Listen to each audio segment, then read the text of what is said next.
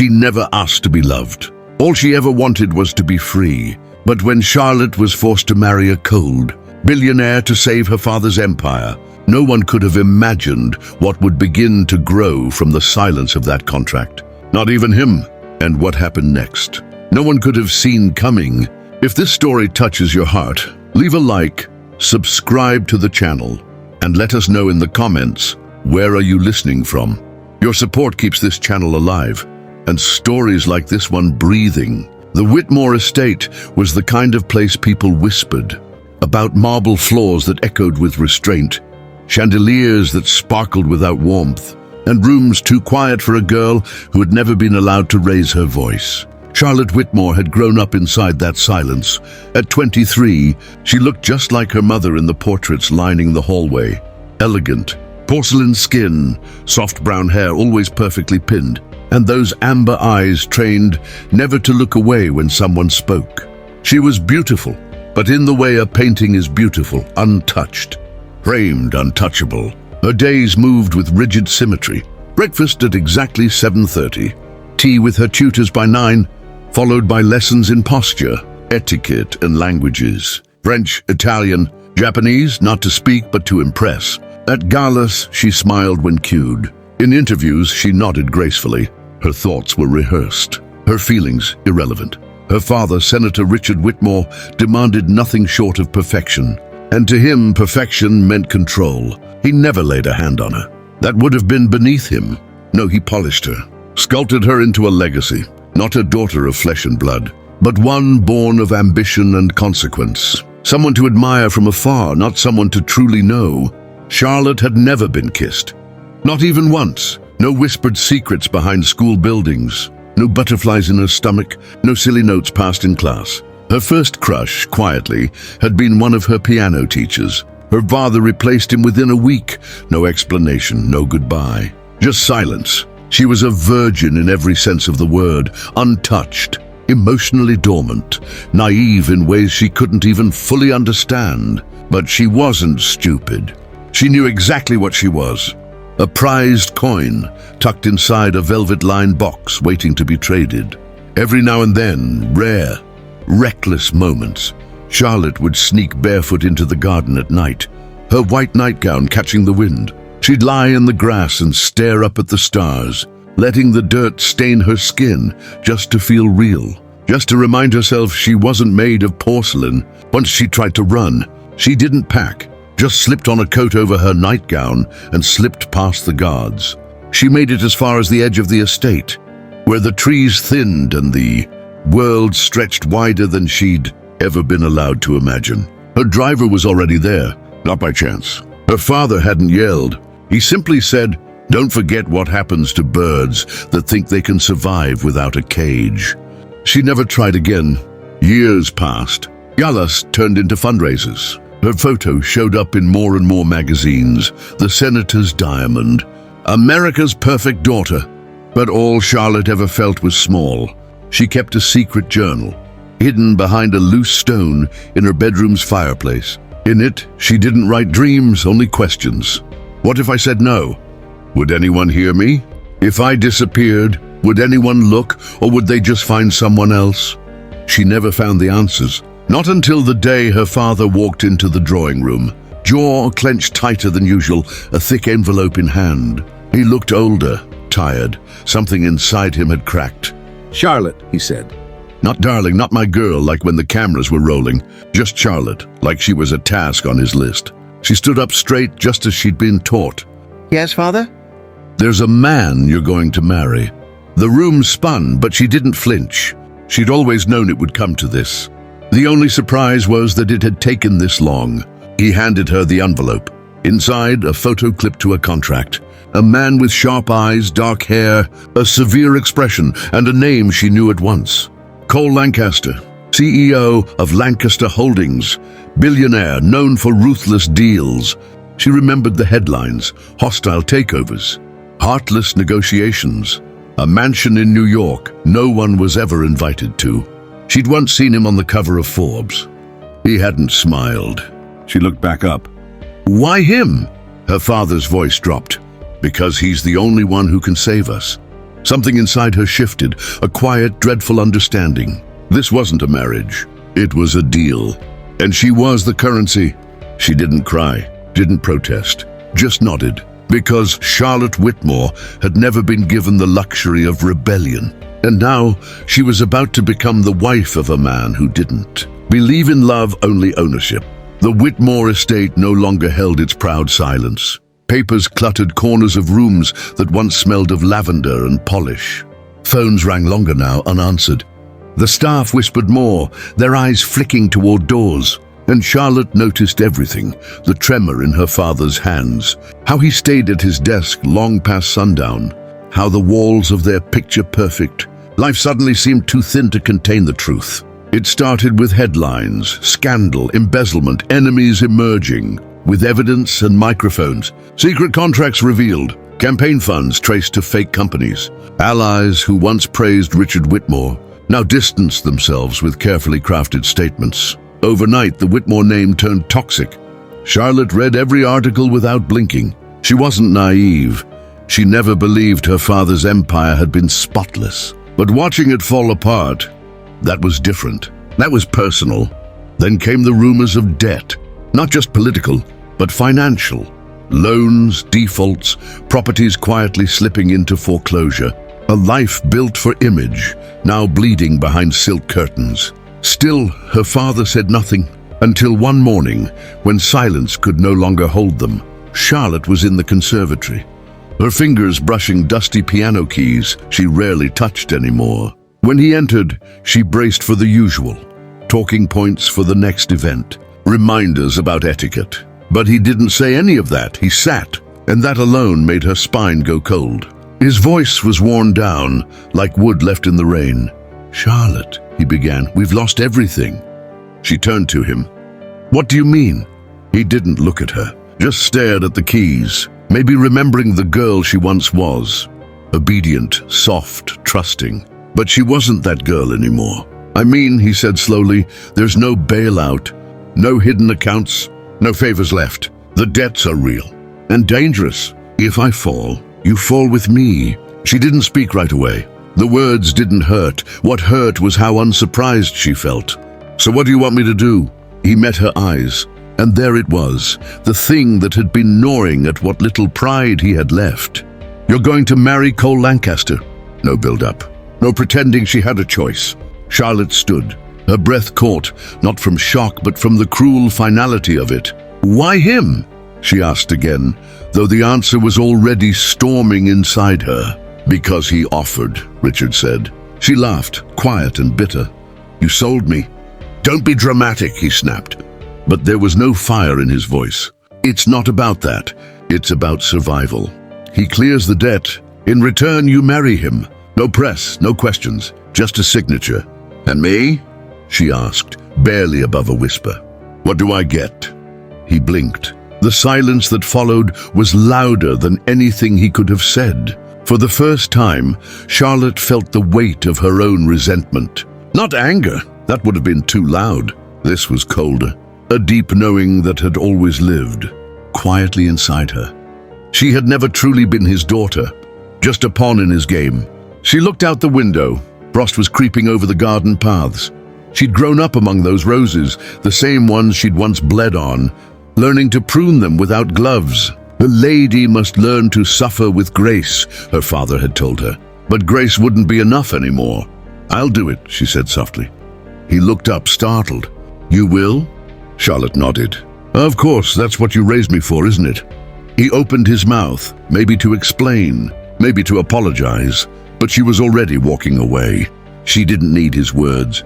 She needed to prepare. In less than a week, she would become Mrs. Cole Lancaster, the wife of a man she'd never met, a man who didn't believe in love, a man whose name carried power and fear, a man who would own her future. And maybe, if she wasn't careful, her soul. She didn't cry, but that night, alone in her bedroom, she opened her secret journal and wrote just one sentence: "If this is my prison, I'll learn to walk through its walls." She didn't yet know what that meant, but something had shifted. And whatever Cole Lancaster thought he was getting in this arrangement, he wasn't ready for her. Cole Lancaster was the kind of man whose presence could shift the temperature of an entire room. He didn't need to raise his voice. He didn't demand attention. It was the stillness that surrounded him, the quiet power, the precision in his gaze, the silence that said more than words ever could. He was the storm that arrived before anyone realized the sky had changed. Charlotte had only seen him in person once, years ago, at a political fundraiser. He hadn't spoken to her, hadn't even glanced in her direction. But she remembered standing near the staircase as he entered. The room had paused. Jackets were adjusted. Waiters straightened their trays. Even her father, always the one in control, greeted him with careful, deliberate respect. Cole barely responded. He didn't need to smile to command a room. He didn't flirt. He didn't charm. He didn't pretend. He watched. He calculated. He took up space without trying because he understood the weight of fear. And now Charlotte was going to marry him. She looked again at the newspaper clipping her father had left in the folder. Cole Lancaster, the man who bought Wall Street. Below it, a photo, black suit, charcoal tie, no expression. Eyes like flint, hands in his pockets, as if the world could wait on him. She searched his face for something soft, something human. But all she saw was control. Rumors clung to him like shadows. He'd inherited his father's construction business and turned it into a global empire, real estate, logistics, tech, private security. Some whispered that he'd bankrupted a man for challenging a deal, that he bought an entire media group just to bury a story. There were no scandals about women, no mistresses, no ex-wives, no lovers in Paris. He didn't date. He didn't dance. He didn't lose control, which left her wondering, why had he agreed to this marriage? What did he want from her? Charlotte wasn't naive enough to believe it was love, or even attraction. Men like Cole didn't marry for romance. They married for power, leverage, assets, and she came with the Whitmore name, still polished enough to open doors in certain circles. A flawless doll for appearances. And now, with her father drowning, she came at a discount. She looked at herself in the mirror, skin pale, flawless, hair brushed into soft waves. Everything he probably expected, a quiet, obedient bride. But something inside her had started to smolder. Across the city, Cole Lancaster stood in front of a glowing fireplace that gave off no real warmth, staring one last time at the engagement contract. His office was sleek and minimal, with floor-to-ceiling windows framing the Manhattan skyline. Power buzzed in the walls like electricity. He didn't believe in fate. He believed in leverage, and marrying Charlotte Whitmore wasn't about her. It was about the board, politics, finance, media. They all followed rules. But he had learned long ago that when you held the pawn no one noticed. You could change the game entirely. Still, something about her intrigued him. He'd watched her from afar for years. Silent galas, ribbon cuttings, magazine covers, the pristine girl behind the glass. But behind those amber eyes he had seen it, something sharper, something hiding, waiting, and that interested him more than he cared to admit. She's not like the others, he muttered to himself, as if saying it aloud would make it easier to ignore. He had expected resistance from her father, terms, negotiations. Instead, Whitmore had offered her up with almost no fight, and that left a sour taste in Cole's mouth. He despised weakness, especially the kind dressed in expensive suits, trading daughters like stocks. That night, he stood alone in the courtyard of his private estate, hands deep in his coat pockets, the winter wind biting at his skin. He didn't flinch. Somewhere nearby, preparations were underway. His assistant had arranged the private ceremony. The Whitmore estate would handle the media, and Charlotte, she would arrive when told. He exhaled, watching his breath disappear into the dark. He wasn't marrying her for love. He didn't believe in love. But as he looked up at the stars above the bare trees, something unfamiliar stirred inside him. A thought he hadn't meant to entertain. What if she's not who I think she is? He pushed it aside. He didn't believe in curiosity either. But still, it lingered. The ceremony was nothing like the stories little girls are told. No flowers, no music, no aisle, no trembling vows whispered between hearts in love. It happened in a private room at City Hall, with a lawyer, a notary, and 2 guards standing just beyond the frosted glass doors. Charlotte wore white, but not by choice. Someone had laid the dress across her bed that morning. It fit perfectly, like it had been sewn not to her shape, but to someone's idea of what she should be. Cole stood across from her, black suit crisp, expression unreadable. His eyes met hers and gave nothing away. "Do you, Charlotte Whitmore, take this man?" Her voice didn't waver. "I do." His didn't either. "I do." And just like that, she became Charlotte Lancaster. The ride to his estate was silent. He didn't speak. Neither did she. He didn't reach for her hand or offer any words. He simply stared out the window, the city vanishing behind them. By the time they arrived, the sky had darkened to an inky gray. Snow was falling lightly, dusting the stone steps of a house that looked more like a fortress. Cold, vast, stunning in a way that almost dared you to find it beautiful. He opened the door for her himself. She stepped inside. No family, no staff, just silence. Dim lights, pristine furniture, the scent of leather and cedar. "This way," he said softly, guiding her down a hallway lined with abstract art she couldn't make sense of. At the end was a door. He opened it and stepped aside. Her new bedroom. Warm tones, a lit fireplace, silk sheets, a balcony that faced only trees and stars. Everything elegant, everything distant. "I'll be down the hall," he said. She turned, surprised. "You're not staying?" He looked at her, and for the first time something flickered in his eyes. Not cold, not calculating, gentle. "No," he said, "you didn't choose this. I won't take more than what's already been taken." Charlotte didn't know how to respond. No one had ever given her space before, not her father, not society. She nodded. But before he could leave, she asked quietly, "Why did you agree to this? You could have had anyone." "Why, me?" He looked at her for a long moment. And when he spoke, it wasn't like a CEO. It was like a man who had spent too many nights wrestling his own ghosts. "Because I thought I needed someone untouched by the world, someone pure. But now," he paused, "now I see you're not untouched. You've just learned to hide the bruises better than most." Then he walked away. Charlotte sat on the edge of the bed, stunned. She didn't cry. She lay awake under silk sheets, listening to the wind beyond the windows and wondering what kind of man could see her so clearly and still choose not to touch her. But just after midnight, a knock. She sat up. The door creaked open. Cole stepped inside, holding something in his hands. A cup of tea. "I figured you might not have eaten," he said simply. She took it, unsure of what to say. Their fingers brushed. It was a small gesture, and yet it meant everything. "Thank you," she whispered. He nodded and sat in the armchair by the fire, not watching her, not expecting anything, just being there. They sat in silence for a long time. Eventually she asked, "Do you always sit in silence with your wife on your wedding night?" He glanced over, a faint flicker of amusement crossing his face. "It's my first time."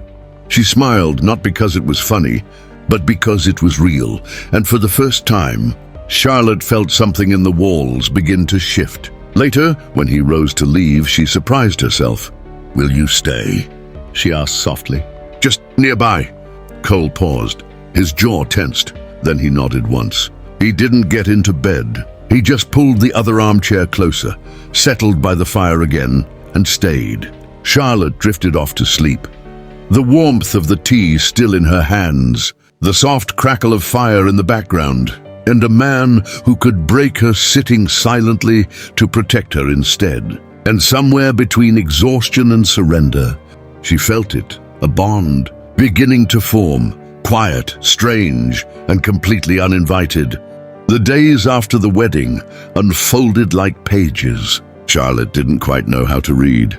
There were no instructions, no expectations, no roles to play.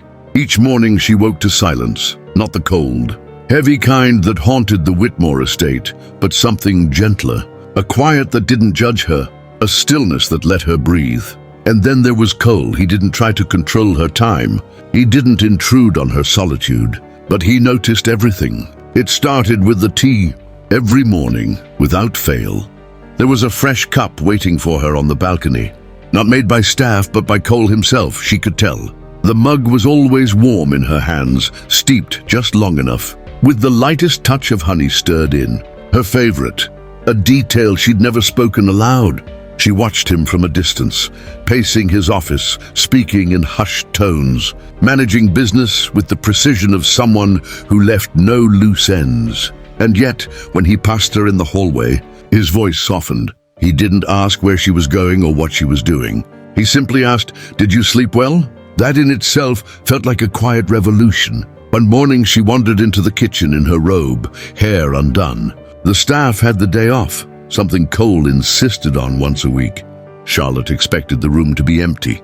But there he was, sleeves rolled up, hair slightly messy. Standing over the stove, focused on the pan, she paused, puzzled. "You cook?"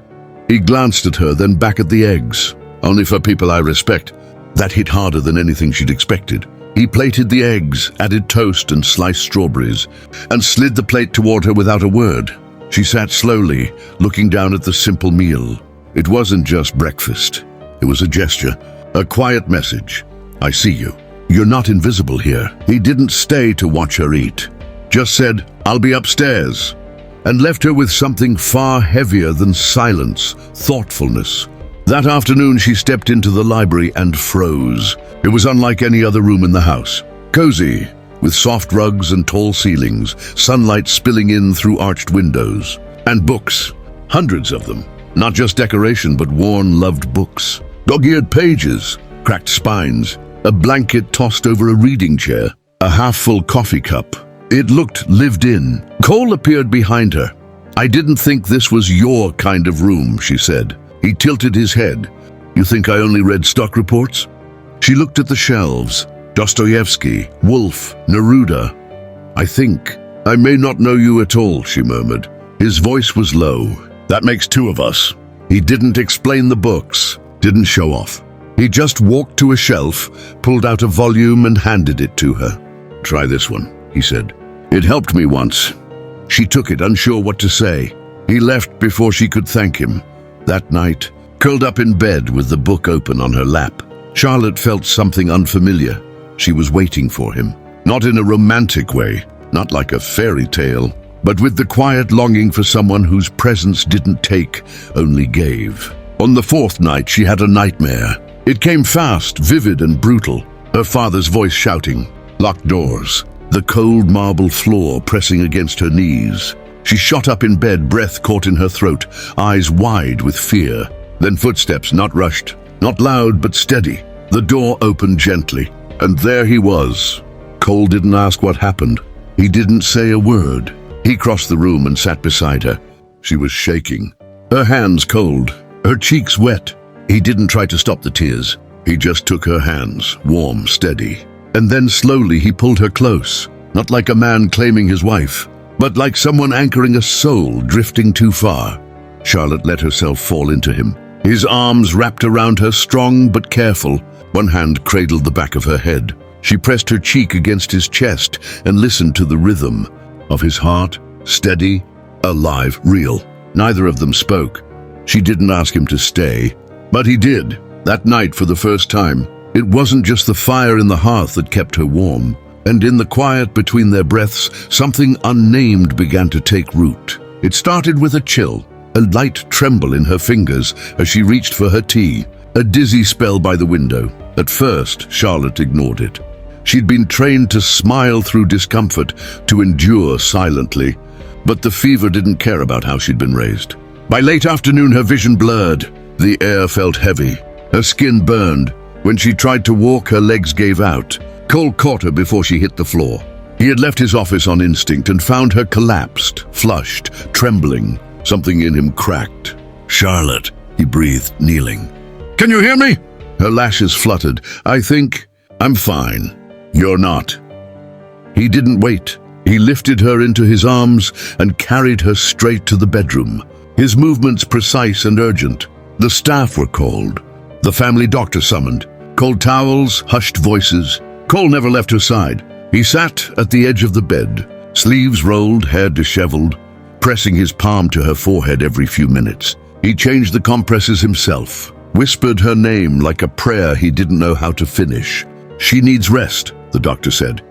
"A severe virus. She's dehydrated. Let her sleep. If the fever breaks by morning, she'll be okay."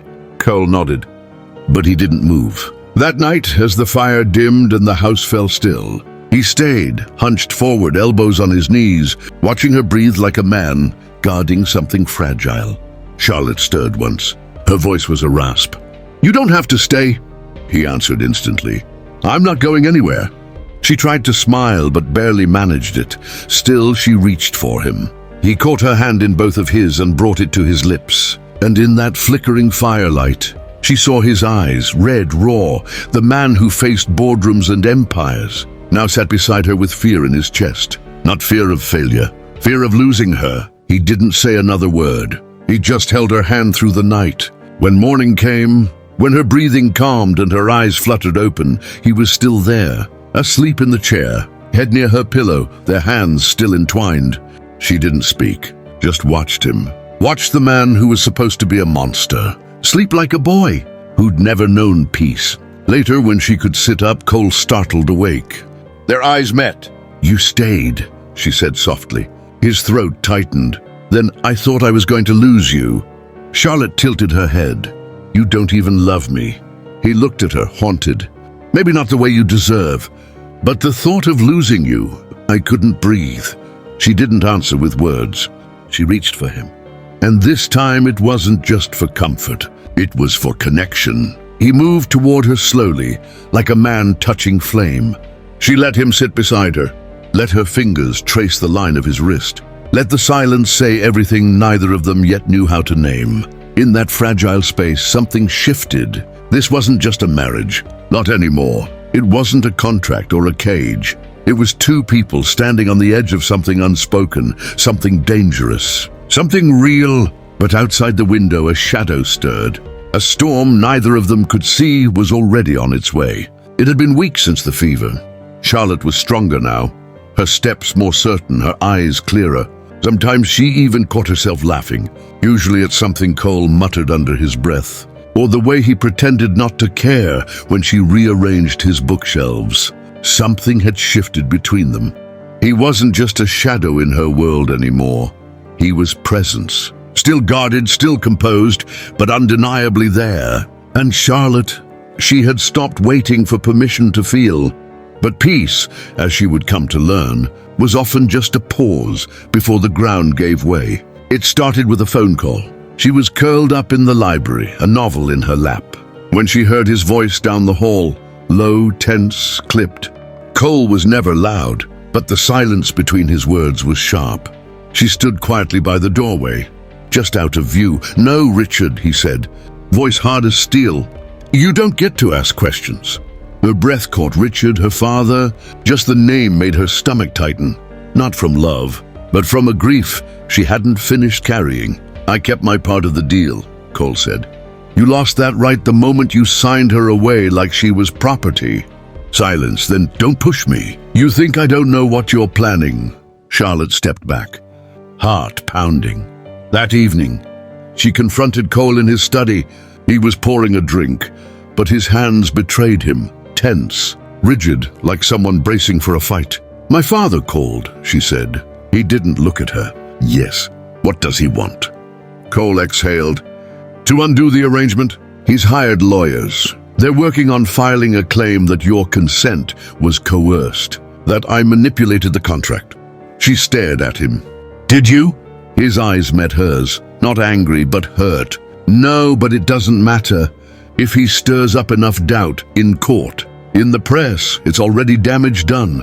She stepped closer. "Why now?" Cole hesitated. Then quietly, "Because he thinks he's losing you." She blinked. "He already did." He looked down at the glass in his hand. "Maybe, but men like him don't accept loss. They twist it, retaliate." She began pacing, trying to make sense of it all. The same man who once handed her away like a pawn now wanted her back, not out of love, but because it bruised his ego to see her belong to someone else, especially someone like Cole. "I'm not going back," she said, steady. "I know," he answered.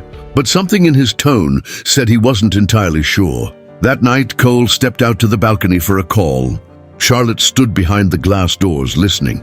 His voice was clipped, professional, but now and then it broke, not with fear but fury. When he came back in, his face was pale. "He's filing an emergency motion," Cole said, "claiming you weren't mentally fit to give consent. That I isolated you, controlled your environment, exploited you." Charlotte let out a bitter laugh. "He's describing himself. I know. But if the motion reaches a judge before we can fight it, you may be forced to testify, to defend this marriage." She looked at him. "Do you want me to?" He walked toward her slowly. For once, his hands weren't clenched. "I want you to choose," he said. "Not out of loyalty, but because you believe in what we're building, even if it started wrong, even if it's messy." Charlotte really looked at him. The man everyone feared. The man who once held her hand through the night. The man who now stood there, offering her a choice, something no one had ever done. "I'll testify," she whispered. "But not for you, not for him, for me," then added, "But don't ever speak for me again." His lips parted, surprised. Then he nodded. "Deal." Later that night, Charlotte returned to the balcony. The air was cold. The stars scattered like salt across black velvet. She stood alone, letting the wind sting her cheeks. And in that stillness, she made a decision. Not for Cole, not to survive, but for herself. She was done being a transaction. She left before sunrise. No note, no explanation. Just a single suitcase. And the sound of gravel beneath. Her boots as she slipped into the back seat of the waiting car. The driver, an old friend of her mother's, who had long left politics behind, didn't ask questions. He simply nodded as Charlotte climbed in, her eyes red but dry, hands gripping a weathered leather journal. They drove for hours, through towns that smelled of coffee and frost, past valleys wrapped in morning mist, and then the lavender fields, Vermont. The scent hit her before the color did. Even in winter, the land remembered. Summers barefoot with her mother, laughter carried on warm breezes. A time before everything had a cost. She stepped out and walked toward the old cottage nestled against the hills. It was small, worn, barely held together by time and vine, but it was hers, left to her quietly by the woman who had loved deeply and died quietly. Charlotte opened the creaky door and stepped inside, letting the silence wrap around her. For the first time in weeks, maybe years, she could breathe. She spent 2 days alone, cooking simple meals, lighting the fireplace, sitting on the porch wrapped in an old quilt, watching wind ripple through the lavender stalks. She didn't cry. She barely slept, but she allowed herself to exist, without expectations, without judgment. And then, on the third day, she heard footsteps. Not hesitant, firm, certain, like someone who knew he didn't belong there, but came anyway. She didn't turn right away. She just listened. "Charlotte!" His voice was quieter than she remembered. She turned slowly. Coal, snow dusted his coat. Exhaustion rimmed his eyes. But it was how he looked at her. Not with blame, not with anger, but with longing that made her chest tighten. "I didn't come to bring you back," he said. She blinked. "No." He shook his head. "I came because I couldn't stay away." Silence stretched like a fragile thread between them. She finally said, "This is the only place in my life no one chose for me. And I know." She glanced down at her hands. "Then why are you here?" He stepped forward once. "Because I need to prove something. Not to the world, to you." Her voice trembled. "And what's that?" "That you're not a transaction. That I didn't want you because I paid for you. That whatever this is between us, it's real, messy, scary, but real." She searched his face. "And what if I don't want scary?" "Then I'll leave," he said softly. "But if you ask me to stay, I will. On your terms." Her throat tightened. The wind swept through the fields. Lavender scent rising like memory. She stepped closer. "I asked you once why you married me. You said I was untouched, pure." He nodded slowly. She met his gaze, stronger now. "I'm not. I'm scarred. I'm angry. I've been used and ignored and taught that silence made me graceful." "I know," he whispered. "Then why stay?" His voice broke. "Because I don't know how to love," he admitted. But I want to learn. With you." Her chest ached, not from pain, from the fragile, terrifying hope that maybe, just maybe, he meant it. She walked past him, toward the edge of the lavender. "I'm not ready to go back," she said. "I'm not asking you to." He followed, keeping just enough distance to give her space. They stood there, side by side, watching the sun stretch across the hills. He didn't touch her, but he didn't leave. And for the first time, she let him stay, not because she owed him, but because something inside whispered that maybe, just maybe, healing could begin here, in the stillness, in the scent of lavender, with a man who was finally learning to see her, not as a wife, not as a name, but as a woman who had chosen herself first. The cottage was quiet again. Charlotte had spent the last 2 nights alone, though Cole hadn't gone far. He stayed in the guest house near the old greenhouse, close enough to feel near, but far enough to give her space. She caught glimpses of him through the windows, walking along the edge of the fields, sitting on the porch with a book he never seemed to read, always waiting, never pushing. It was the first time in her life a man hadn't tried to pull her back, but had chosen instead to stay close, in case she decided to return on her own. On the 3rd morning, she found him standing at the edge of the lavender. His coat was unbuttoned despite the wind, and he looked like he hadn't slept. His eyes, usually sharp, composed, were raw now, stripped of all armor.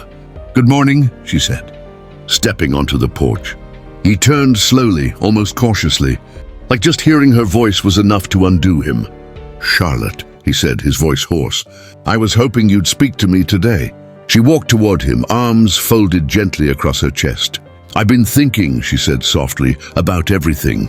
The contract, the house, my father, us." He swallowed hard but stayed silent. "I was taught," she continued, "that love meant obedience, that loyalty meant silence, that sacrifice was noble, even if it burned you to ash." Her voice didn't shake, but her eyes shimmered with tears she refused to let fall. "But being with you, even in the worst moments, made me feel something different. Like I was allowed to be real." Something broke in his expression, and then, pulled by something deeper than pride, he stepped forward and dropped to his knees. Not out of performance, but out of something that looked like devastation. Her breath caught. "Cole." He looked up at her, eyes full of something he couldn't name. Regret, longing, maybe even love, in its rawest, most fragile form. "I don't know how to fix this," he said.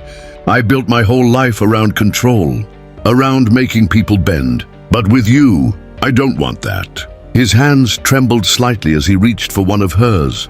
"I don't want to own you, Charlotte. I want to deserve you. But I don't know how. I wasn't raised for this. I wasn't taught softness. I only ever learned how to win." Her fingers closed gently around his. "I don't want to be won," she whispered. "I know," he said, voice breaking. "And I don't want to fight anymore." A long silence followed, only the wind rustling through the lavender. Then she said, "Stand up, Cole." He hesitated, then obeyed. She looked at him, not the billionaire, not the man the world feared, but just a man stripped bare, asking for something deeper than forgiveness. "I need to know," she said, "that if I come back, it won't be out of guilt or debt. I need to know that it's because I choose it. Every single day." He nodded. "That's all I want. For you to choose me, even if it's only one small piece at a time." Tears filled her eyes. "Then start with this. Stop pretending to be perfect. Stop hiding your fear. Let me see the real you, not the version in the magazines." He let out a shaky breath. "He's a mess," she smiled, tears slipping down her cheek. "So am I." Something softened in his face. He reached out, not to claim her, not to trap her, but to gently rest his hand against her cheek. And for the first time, she didn't flinch. "You saved me," he whispered. "No," she replied. "We're saving each other." They stood like that for a long moment, surrounded by the hum of the earth, by the scent of lavender, and the ache of truth finally spoken. But just as they leaned closer, footsteps crunched on the gravel path. Beyond the hill, sharp, insistent, Charlotte turned, her fingers still resting on Cole's chest. A man in a suit was approaching, cold eyes, a thick envelope in his hand. One of her father's lawyers, and somehow she knew It wasn't just paper. It was one final attempt to reclaim what Richard Whitmore still believed was his. The envelope was heavy. Cream paper, government seal, the kind that didn't carry letters, but ultimatums. Charlotte stared at it.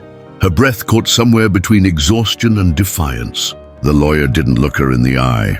"Senator Whitmore requests your urgent attention," he said, voice clipped. "This is a legal opportunity to annul the marriage on grounds of psychological coercion and lack of informed consent." Cole stood behind her, silent but burning, a storm in human form. Charlotte didn't open the envelope. Not yet. Instead, she turned to the man who had once been her husband in name only, the man who had held her through sickness, waited in silence, knelt not to claim her, but to let her go. "Give us a moment," she said firmly. The lawyer hesitated, then stepped back. Charlotte looked up at Cole.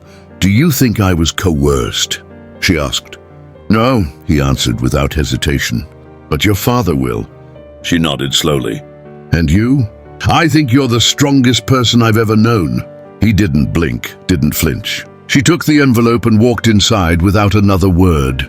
Cole didn't follow. She sat at the kitchen table where she once drank tea with her mother, where the sunlight still lingered in the wood, where memory still lived in chipped porcelain and the way the floor creaked beneath her feet.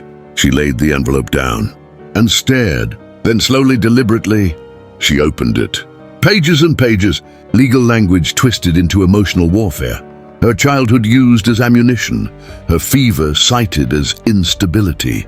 The marriage contract dissected like evidence in a trial. Her father's signature stamped across every page, as if she still belonged to him. She read it all, then lit a match and watched it burn in the kitchen sink. The next morning, she called her father. No lawyers, no assistants, just his private number. He answered on the third ring. "Charlotte." Her voice was steady. "I got your message." Silence. "Then you have to understand." "No," she said, "you have to." He paused. She could hear it, the unraveling of a man who was used to holding the script. "You lost your daughter," she said, "and the day you traded her dignity for your debt. This marriage wasn't love in the beginning, but it became something else, something real, and it's mine now. You don't get to rewrite that." His voice cracked. "Charlotte, I thought I was doing what was best." "No," she replied calmly. "You did what was best for you." And then she hung up. Outside, the air was soft, the fields still. She stepped barefoot into the lavender, letting the earth remind her she was real, not someone's daughter, not someone's wife, but a woman with her own voice. Cole met her halfway. "You burned it?" he asked. She nodded. "I'm done living by other people's rules." He stepped closer. "Then tell me, what rules will you live by now?" She looked up at him. The man who once frightened her, now waiting, quiet, without pressure. "I don't want a cage, Cole, not even a golden one. I want a home, a choice." He reached for her hand.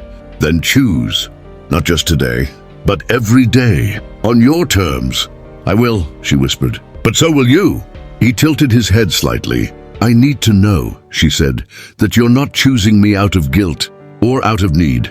I need to know this, whatever it is something we both wake up and choose. Not because we have to, but because we want to." He nodded, slow, sure. Then from his coat pocket he pulled a small velvet box. Her breath caught, but inside, it wasn't a ring. It was a silver key. "To the house," he said softly. "It's yours. Come and go as you please. Lock the doors if you want. Change them if you need to. But you'll never need permission again." She stared at it.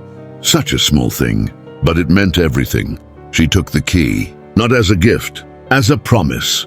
Later that night they sat by the fire in silence, side by side, fingers brushing, hearts a little more open than before. And as the flames flickered, Charlotte realized something. She had never truly belonged to anyone. Not really. But now, for the first time, she had someone who didn't want to own her, only to walk beside her. And maybe, just maybe, that was what love was always meant to be. But far in the distance, beneath the hush of the night, the storm wasn't over, not yet. They didn't knock. The front door of the cottage burst open mid-morning, a sharp wind trailing behind two sharply dressed men and a third figure. Calm, poised and venomously familiar. Richard Whitmore. Charlotte stood barefoot in the kitchen, a teacup halfway to her lips. She didn't flinch. She set the cup down, straightened her robe, and turned to face the man who had once ruled her world. "You're trespassing," she said evenly. Richard smiled, but it never reached his eyes. "I'm your father." "Not today." He stepped forward, placing a leather folder on the kitchen table with exaggerated care. His voice dropped, like they were partners in a secret plan. "You've had your little rebellion. I understand. But this," he tapped the folder, "this is a correction." She didn't touch it. "Annulling the marriage protects you," he continued. "You're still young. You can start over. Come back to the city. We can fix this. Clean slate, clean name." She tilted her head slightly. "Why now?" Richard's jaw tensed. "Because I won't let Lancaster destroy what's left of our family's legacy. That man, he'll use you up and leave you hollow." Charlotte took a step forward, completely unafraid.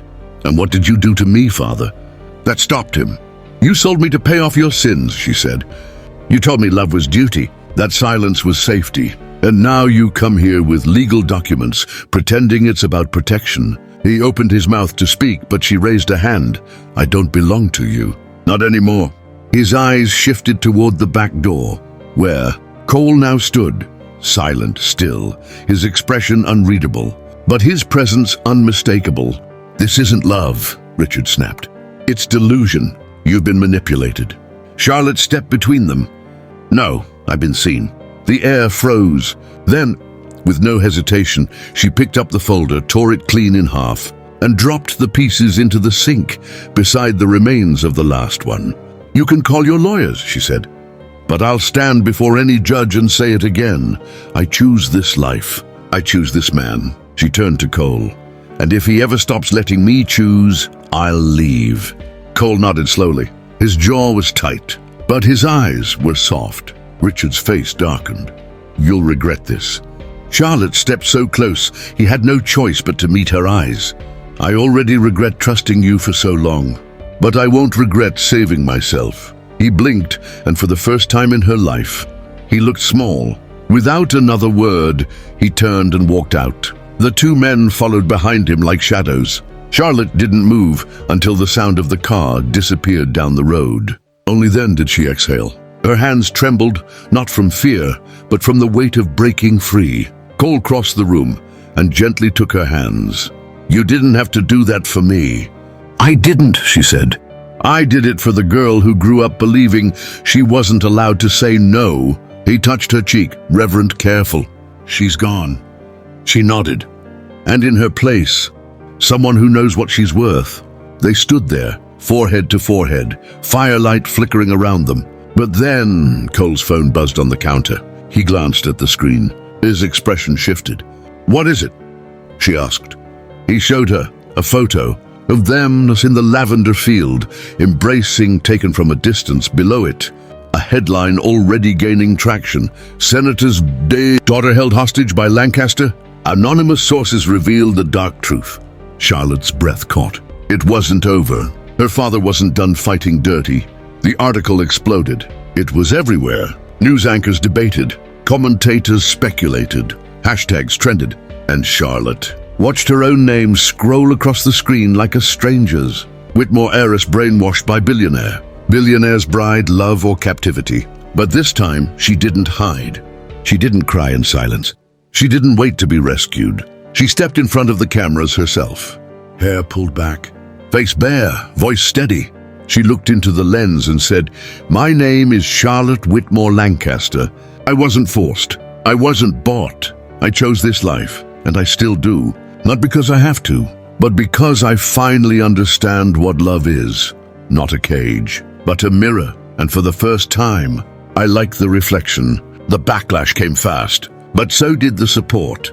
Letters from women who had once stayed silent. Messages from strangers who saw pieces of themselves in her story. The tide didn't shift all at once, but it shifted enough to breathe again. 3 years passed. The world moved on, and in a quiet home tucked into the hills of the Hudson Valley, life took root. The estate wasn't grand like the ones Charlotte had grown up in. It was older, More lived-in ivy crawled up the brick. The garden spilled with color, and laughter echoed through rooms filled with music and small, thudding footsteps. Twin boys, Noah and Elias, their mother's amber eyes, their father's quiet focus. They ran barefoot through the fields, chased butterflies, smeared paint across windows, and Charlotte loved every second of it. She painted again, not for galleries, for herself. Sunlight flooded her studio. Unfinished canvases lined the walls. One showed a lavender field, another, a woman stepping out of a shadow. She never signed them. She didn't need to.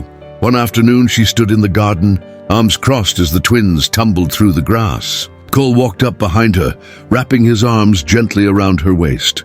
"They stole your paintbrushes again," he murmured into her hair. "I let them," she smiled. He kissed the side of her face. "You're soft now." "I'm safe now," she corrected. They stood there for a long while, watching their children grow wild and free. "I think they're going to be artists," she whispered. "I hope so," he said. "I hope they never learn to hide themselves the way we did." She turned in his arms to face him. The man who once didn't know how to love, now with dirt under. His nails from gardening, crayon smudges on his shirt, and patience written into the lines of his face. She cupped his jaw. "You still scare me sometimes," she admitted.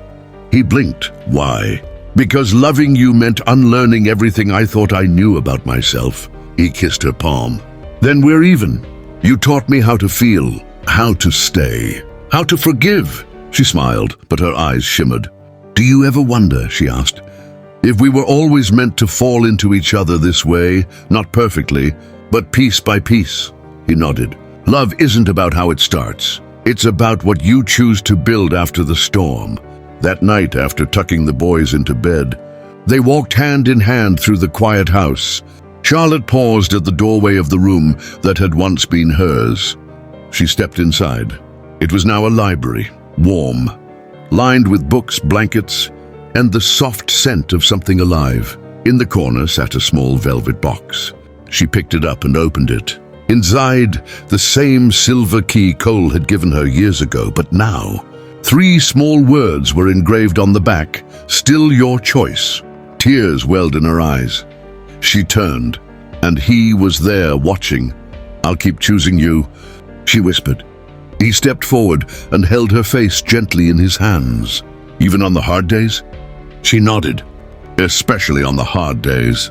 And when their lips met, slow, certain, no desperation, it wasn't the kiss of strangers trapped in a contract. It was the kiss of 2 souls who had rewritten every rule, survived every storm, and chosen to bloom together, not out of fear, but out of freedom, because love isn't born perfect. It's built slowly, painfully, and bravely by 2 people willing to stay when it's easier to run. And maybe, just maybe, love only truly begins when freedom walks hand in hand with choice. If this story moved something in you, leave a like, subscribe to the channel, and let us know in the comments, where are you listening from? Your presence here gives life to every story we tell.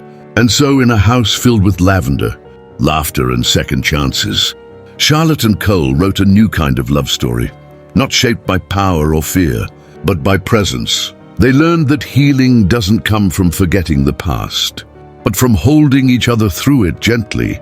And maybe, just maybe, someone out there needed to hear this today. You are not a transaction. You are not a burden. You are not too late. You are allowed to begin again.